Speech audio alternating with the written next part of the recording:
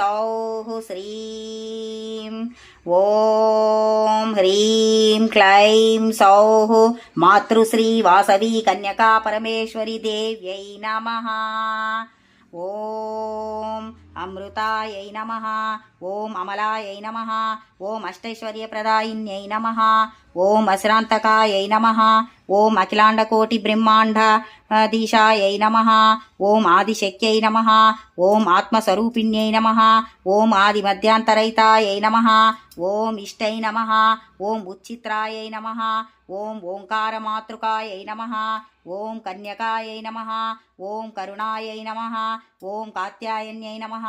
ॐ कुसुमगुप्ततनयावतारायै नमः। ॐ कोटिसूर्यप्रभायै नमः। ॐ कोमलपादसरोरुहायै नमः। ॐ गणमाणिक्यशोभितायै नमः। ॐ ज्ञानगम्यायै नमः। ॐ चन्द्रवदनायै नमः। ॐ चतुष्षष्टिकलारूपिण्यै नमः। ॐ चतुर्विंशतितत्त्वज्ञायै नमः। ॐ चिच्चक्त्यै नमः। ॐ जगन्मात्रे नमः।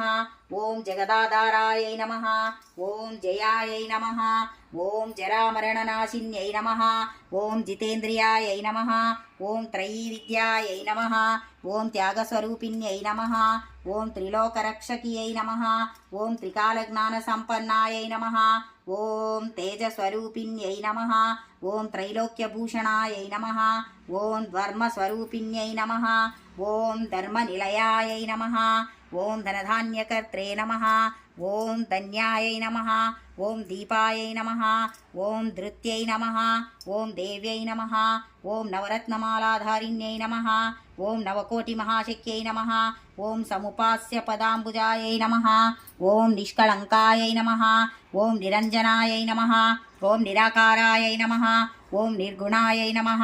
ॐ नित्यप्रकाशिन्यै नमः। ॐ निखिलागमवेदितायै नमः।